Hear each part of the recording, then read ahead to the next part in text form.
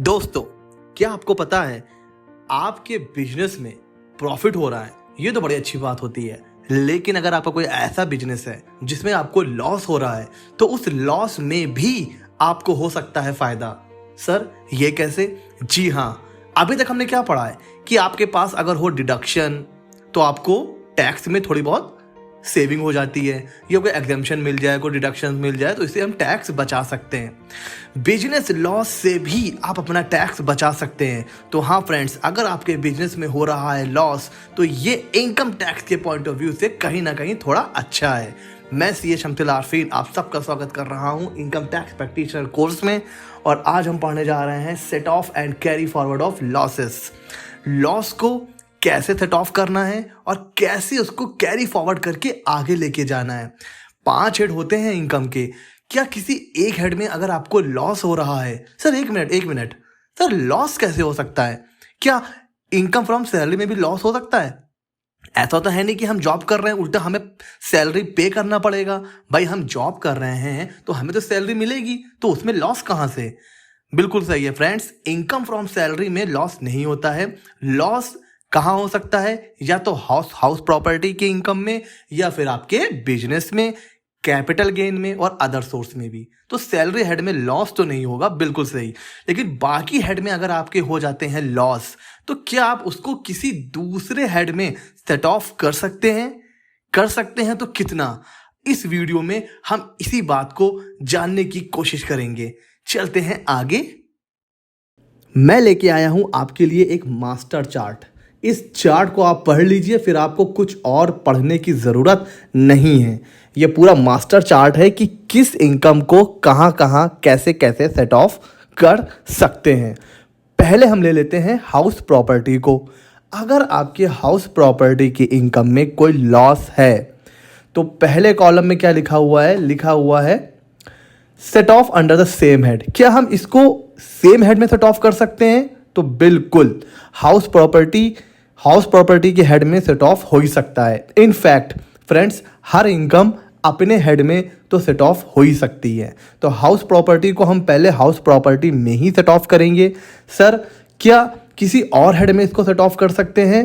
तो ये देखिए, चौथे कॉलम में लिखा हुआ है यस, हम हाउस प्रॉपर्टी के लॉस को किसी भी हेड में सेट ऑफ कर सकते हैं एक्सेप्ट विनिंग फ्रॉम लॉटरी, जो हमने देखा है जिसपे फ्लैट 30% वगैरह टैक्स लगता है, उससे सेट ऑफ नहीं कर सकते हैं।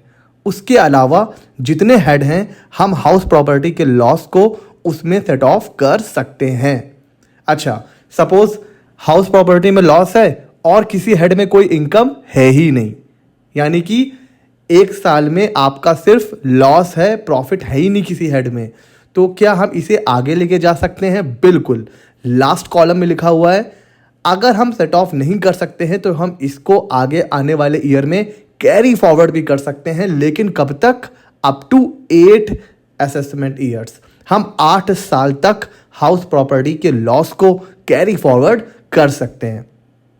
तो क्रक्स क्या निकला? हाउस प्रॉपर्टी का लॉस पहले तो हाउस प्रॉपर्टी के इनकम में सेट ऑफ करेंगे, नहीं होगा तो किसी दूसरे हेड में जाएंगे, लेकिन एक्सेप्ट विनिंग। और अगर सेट ऑफ नहीं हो पाएगा करंट ईयर में तो हम आने वाले 8 सालों तक कैरी फॉरवर्ड कर सकते हैं। दूसरा है लॉस फ्रॉम स्पेक्यूलेशन बिजनेस। अगर आपका कोई स्पेक्यूलेटिव बिजनेस है तो उसका जो लॉस होगा वो सिर्फ और सिर्फ अपने आप से ही सेट ऑफ होगा। मतलब अगर आपका कोई दूसरा स्पेक्यूलेटिव बिजनेस है तो वो दोनों ही आप आपस में सेट ऑफ कर सकते हो।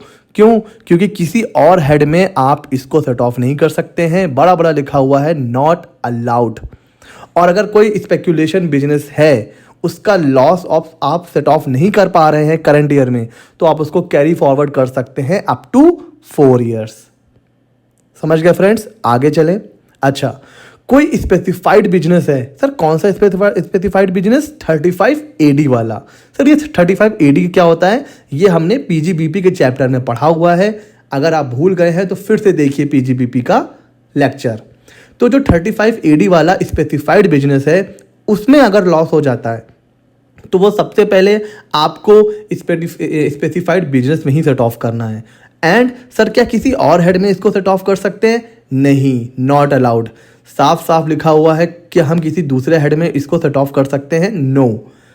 अच्छा, तो क्या हम इसको कैरी फॉरवर्ड कर सकते हैं? जी हाँ, कर सकते हैं। कितने सालों के लिए? लिखा हुआ है नो लिमिट। नो लिमिट मतलब जो स्पेसिफाइड बिजनेस का लॉस है वो स्पेसिफाइड बिजनेस के अगेंस्ट ही सेट ऑफ होगा।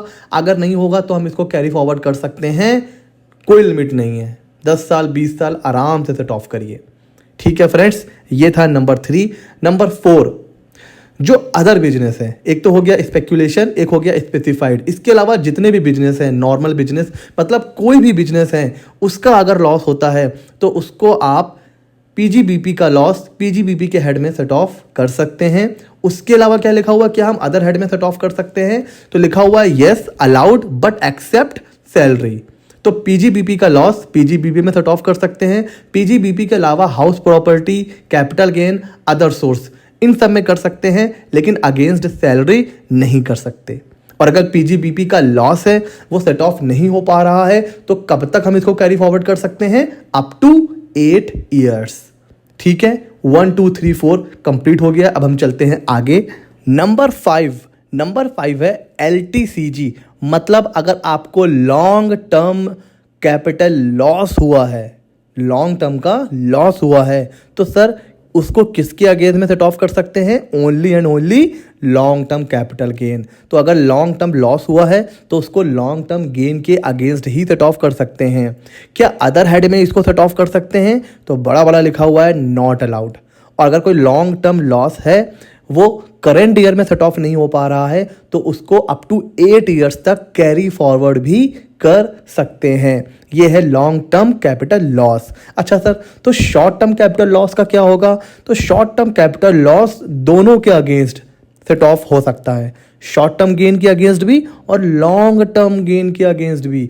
जी हाँ फ्रेंड्स, लॉन्ग टर्म लॉस जो है वो सिर्फ लॉन्ग टर्म गेन के अगेंस्ट ही सेट ऑफ होता है, लेकिन short term loss short term gain के अगेंस्ट तो हो ही सकता है, लॉन्ग टर्म गेन के अगेंस्ट भी हो सकता है। तो LTCG only LTCG, but STCG and LTCG दोनों के अगेंस्ट हो सकता है।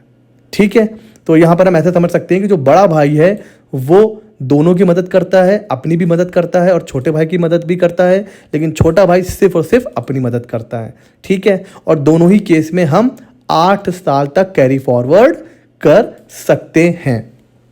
ठीक है, तो अब हम चलते हैं आगे। 7वां पॉइंट, जो लॉस होता है, जो लोग हॉर्स रेस वगैरह ऑर्गेनाइज करते हैं, मेंटेन करते हैं, अगर उनका कोई लॉस है तो वो सेम बिजनेस के अगेंस्ट में ही सेट ऑफ कर सकते हैं और किसी बिजनेस के अगेंस्ट में नहीं। तो अगर आपका सेम बिजनेस है, एक में लॉस है एक में प्रॉफिट, दोनों को आपस में सेट ऑफ कर लीजिए। क्या किसी दूसरे हेड में सेट ऑफ कर सकते हैं? नहीं, नॉट अलाउड। कितने साल तक कैरी फॉरवर्ड कर सकते हैं? सिर्फ 4 सालों तक। ठीक है sir, other source, income from other source का अगर कोई लॉस है तो क्या वो सेम हेड में सेट ऑफ कर सकते हैं? बिल्कुल कर सकते हैं। क्या अदर हेड में सेट ऑफ कर सकते हैं? बिल्कुल कर सकते हैं, लेकिन एक्सेप्ट विनिंग के अगेंस्ट नहीं कर सकते हैं। बाकी सारे हेड में हम अदर सोर्स के लॉस को सेट ऑफ कर सकते हैं। सर, क्या अदर सोर्स का जो लॉस है वो हम कैरी फॉरवर्ड कर सकते हैं? तो इन सारे लॉसेस में एक अदर सोर्स का ऐसा लॉस है जिसे आपको करंट ईयर में ही सेट ऑफ करना पड़ेगा, बिकॉज आप इसको कैरी फॉरवर्ड नहीं कर सकते हैं। तो यहाँ पर मैं आपको एक एडवाइस दूंगा, अगर आपका कोई लॉस है और उसके साथ इनकम फ्रॉम अदर सोर्स का भी लॉस है, तो पहले कोशिश करिए कि अदर सोर्स का लॉस सेट ऑफ हो जाए, क्योंकि अदर सोर्स का लॉस आप कैरी फॉरवर्ड नहीं कर सकते हैं। तो इससे अच्छा ये है कि आप पहले अदर सोर्स के लॉस को सेट ऑफ करिए, क्योंकि जो बाकी लॉस हैं उनको तो आप कैरी फॉरवर्ड कर सकते हैं, कोई 8 साल कोई 4 साल, है ना, लेकिन अदर सोर्स का जो लॉस है वो आप कैरी फॉरवर्ड नहीं कर सकते हैं। तो कोशिश करिए पहले अदर सोर्स का लॉस सेट ऑफ हो जाए। ठीक है फ्रेंड्स, तो ये थे वो लॉसेस जिनको हम आगे सेट ऑफ कर सकते हैं। अब पहले तो अपने हेड में सेट ऑफ करेंगे, नहीं हो रहा है तो किसी दूसरे हेड की तरफ जाएंगे, और अगर वहाँ भी नहीं हो रहा है तो फिर हम कैरी फॉरवर्ड भी कर सकते हैं। लेकिन कैरी फॉरवर्ड करने के लिए एक कंडीशन है, वो कंडीशन ये है कि जो आपका ITR है, इनकम टैक्स रिटर्न, वो आपको ड्यू डेट से पहले पहले फाइल कर देना है। ठीक है, जो ड्यू डेट होती है ITR की, अगर आपने उससे पहले ITR फाइल नहीं किया तो आप लॉस कैरी फॉरवर्ड नहीं कर पाएंगे, आपका लॉस वहीं का वहीं दम तोड़ देगा, आप उसको आगे लेके नहीं जा सकते। ठीक है, तो जो ड्यू डेट होती है जो हम पढ़ चुके हैं, इंडिविजुअल जो नॉन ऑडिट केसेस होते हैं, चाहे वो LLP हो या फर्म हो, जो नॉन ऑडिट हैं तो 31 जुलाई होती है। कंपनी के केस में 30 सितंबर होती है, और जिनके ऊपर टैक्स ऑडिट वगैरह एप्लीकेबल होता है उनके लिए भी 30 सितंबर होती है। हाँ, वो बात अलग है कि सिचुएशंस को देखते हुए CBDT जब चाहे इनकी डेट को कभी कभी आगे बढ़ा देता है। जैसे अभी कोविड-19 की पैंडेमिक चल रहा है, तो जो ड्यू डेट है उसको बढ़ा के कब तक कर दिया है एक्सटेंड, 15 मार्च। कंपनी की टैक्स ऑडिट, इनकी जो ITR की डेट है वो भी 15 मार्च है। ठीक है, तो अगर कोई ऐसी सिचुएशन आ जाती है तो ड्यू डेट एक्सटेंड भी हो जाती है, अदरवाइज नॉर्मली यही होती है ड्यू डेट। ठीक है फ्रेंड्स, तो ये था carry forward and set of losses. I hope lectures मेरे आपको अच्छे लग रहे होंगे, आपकी नॉलेज में कुछ ना कुछ इंप्रूवमेंट हो रहा होगा। 2-4 लेक्चर्स और बचे हैं, उसके बाद इनकम टैक्स का हमारा कोर्स अलविदा हो जाएगा। फ्रेंड्स, मुझे ज़रूर बताइए कैसा लग रहा है मेरा कोर्स, कुछ नॉलेज इंप्रूव हुई कि नहीं हुई, क्योंकि ये आखिरी कोर्स नहीं था, ये पहला कोर्स भी नहीं था। अभी इसके जैसे और बहुत से कोर्स आने वाले हैं, तो चैनल से जुड़े रहिए, चैनल को सब्सक्राइब कीजिए, दूसरे लोगों तक मतलब अपने फ्रेंड्स तक शेयर करिए। मिलते हैं अगले वीडियो में।